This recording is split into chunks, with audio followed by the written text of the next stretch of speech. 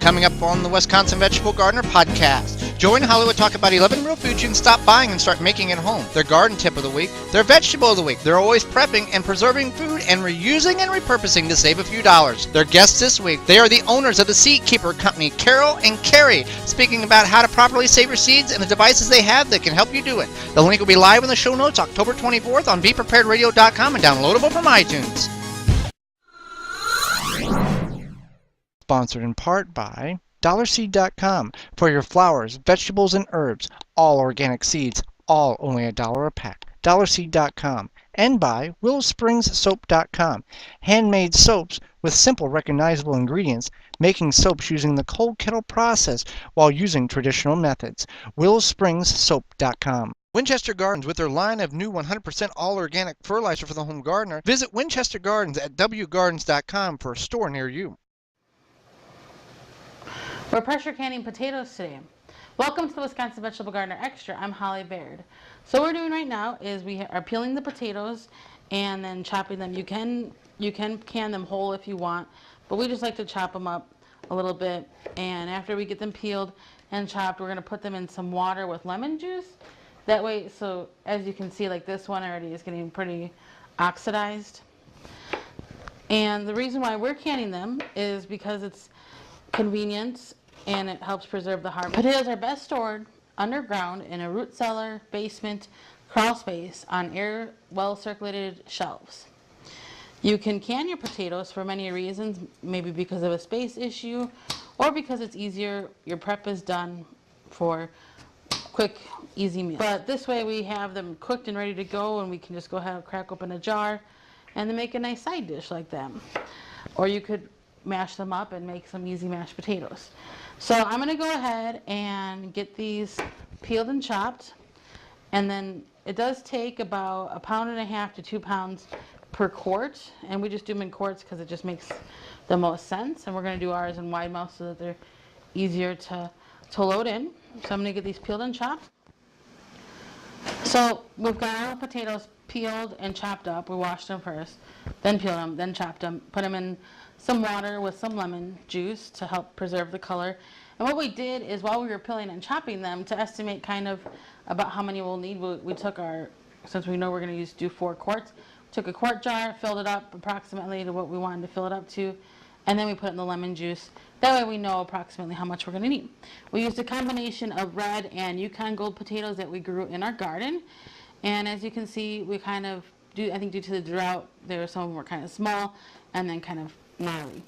We're going to reuse the potato skins, and we're just going to cook them, kind of fry them up lightly a little bit with some oil, kind of smash them down. You can even bake them, and then that makes a nice little side dish as well. So we're going to go ahead and get these on the stove to boil them for 2 minutes.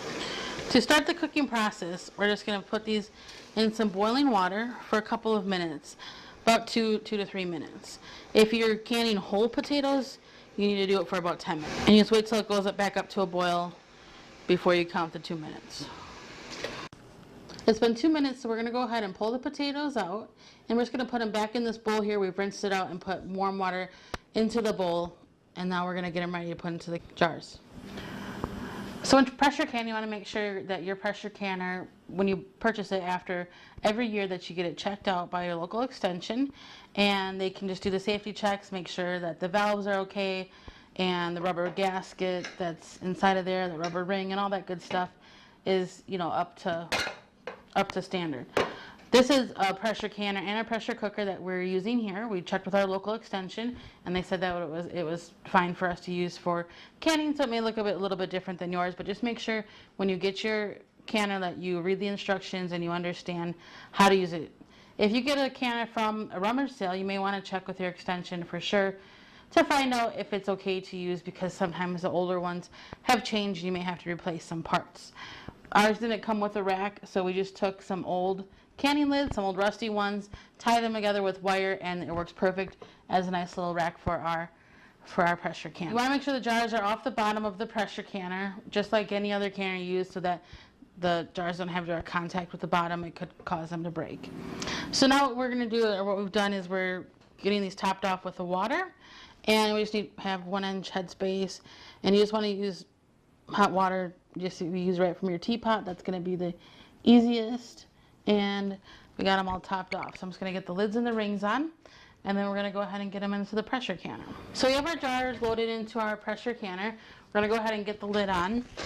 And you want it, you don't necessarily want to follow our directions. You need to follow the directions of your manufacturer's, whatever the owner's manual says. So when you get your pressure canner, and maybe you're not going to use it right away, you want to make sure you put your directions in a safe place so that you know where they are.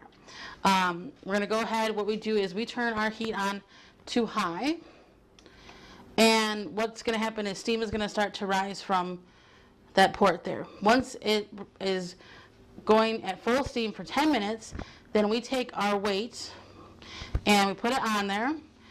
And then we start timing 40 minutes because that's what this requires for the weight and for the potatoes. And then after 40 minutes, we turn the heat off, and then we just let it cool down, and then we take it out of the canner. So now we're going to go ahead and get ready to take the jars out of the canner. And the way ours works is after the 40 minutes, we turn our stove off. We go ahead, lift this up. You can hear if the air is coming out of there. If there's still air coming out, you just put that back down and let it continue to cool, and just check it every 5-10 minutes or so. Now that we're ready to go, I'm going to go ahead and open this up, and you just twist it. There's always directions on here.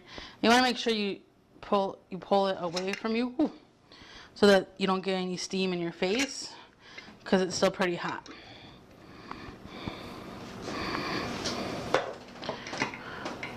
And then we'll just go ahead and put these on a towel on our table here, and you'll be able to hear the lids seal as well. So there you have it. You have the canned potatoes. If you do like what you see, go ahead, take a second to comment or subscribe. Again, my name is Holly Baird, and this has been a Wisconsin Vegetable Gardener Extra. For more organic gardening, visit the WisconsinVegetableGardener.com.